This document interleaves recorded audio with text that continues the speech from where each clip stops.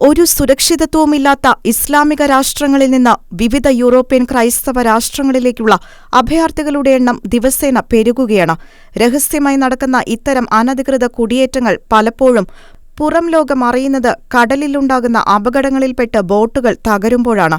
European രാജ്യങ്ങളിലെ മെച്ചപ്പെട്ട ജീവിതത്തിന്റെയും സുരക്ഷിതത്വത്തിന്റെയും മോഹന വാഗ്ദാനങ്ങൾ നൽകി അഭയാർത്ഥികളിൽ നിന്ന് വൻ തുകയും കൈപ്പറ്റിയാണ് ഇടനിലക്കാരായ മനുഷ്യ കള്ളക്കടത്തുകാർ ഇവരെ യൂറോപ്യൻ രാജ്യങ്ങളിലേക്ക് എത്തിക്കുന്നത്.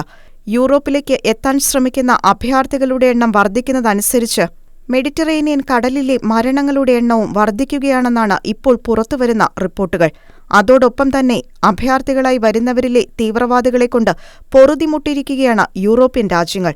അഭയാർത്ഥികളായി വരുന്ന ഇത്തരക്കാരുടെ അനിയന്ത്രിത അധിനിവേശം നിയന്ത്രിക്കാൻ യൂറോപ്യൻ യൂണിയൻ പാടുപെടുമ്പോൾ ദാരിദ്ര്യത്തിൽ നിന്നും പീഡനങ്ങളിൽ നിന്നും രക്ഷ തേടി പലായനം ചെയ്യുന്ന നിരപരാധികളുടെ ദുരവസ്ഥകൾക്ക് ലോകത്തിലെ മിക്ക തീരപ്രദേശങ്ങളും സാക്ഷികളായി മാറുകയാണ്.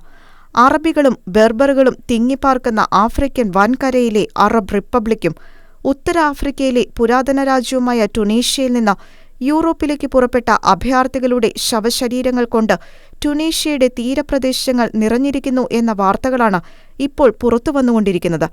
മെഡിറ്ററേനിയൻ കടലിന്റെ ഭാഗമായ ഇവിടുത്തെ സമുദ്രങ്ങളിൽ മത്സ്യത്തൊഴിലാളികളുടെ വലകളിൽ മനുഷ്യശരീര ഭാഗങ്ങളും ശവശരീരങ്ങളും കുടുങ്ങുന്നത് സ്ഥിരമായിക്കൊണ്ടിരിക്കുകയാണ്. ഇത്തരം രാജ്യങ്ങളിൽ മനഃപൂർവമായ പ്രതിസന്ധികളിലൂടെ കൂടുതൽ അഭയാർത്ഥികളെ സൃഷ്ടിച്ച് മനുഷ്യക്കടത്തുകാരുടെ സഹായത്തോടെ യൂറോപ്പിലേക്ക് കയറ്റി അയക്കുന്നത് ചിലരുടെ ആസൂത്രിത പ്രവണതയായി പ്രചരിക്കപ്പെടുന്നുണ്ട്.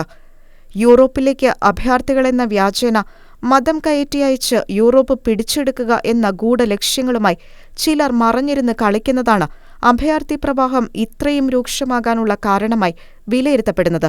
അഭയാർത്ഥികളായി എത്തുന്നവർ ക്രമേണ യൂറോപ്യന്മാരുമായി താതാത്മ്യപ്പെട്ട് ഇരവാദങ്ങളും കരച്ചിലുകളും കലാപങ്ങളും രക്തച്ചൊരിച്ചിലുകളുമായി യൂറോപ്യൻ രാജ്യങ്ങളെ കീഴ്പ്പെടുത്താൻ ശ്രമിക്കുന്നത് ഇപ്പോൾ സ്ഥിരം കാഴ്ചകളാണ്.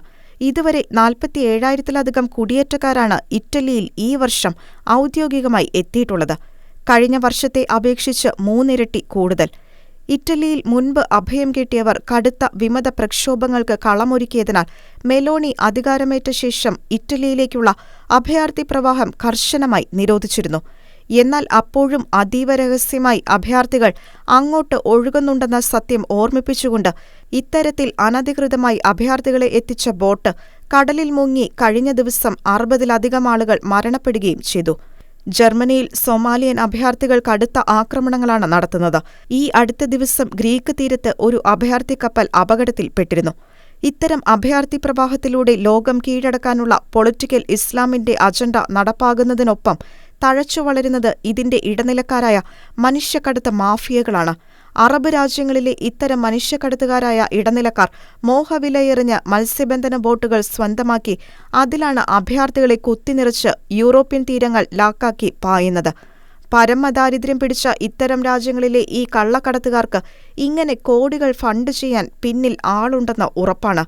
അങ്ങനെയെങ്കിൽ അഭയാർത്ഥികളും പലായനവും എല്ലാം ആസൂത്രിതമാണെന്ന് തന്നെ പറയേണ്ടിവരും. അനധികൃത കുടിയേറ്റവും മനുഷ്യക്കടത്തും കർശനമായി തന്നെ നിയന്ത്രിച്ചില്ലെങ്കിൽ ലോകത്തിന്റെ ഭാവി തന്നെ അപകടത്തിലാണ്. ഇത്തരം കൃത്രിമ അഭയാർത്ഥി പ്രവാഹങ്ങളിൽ നിന്നും കേരളം ചില പാഠങ്ങൾ ഉൾക്കൊള്ളേണ്ടിയിരിക്കുന്നു. ആരുടെയൊക്കെയോ ആസൂത്രണവും ആഹ്വാനങ്ങളും ഇത്തരം കുടിയേറ്റങ്ങളിൽ ഉണ്ടായിരിക്കാം. അതിനാൽ ജാഗ്രത.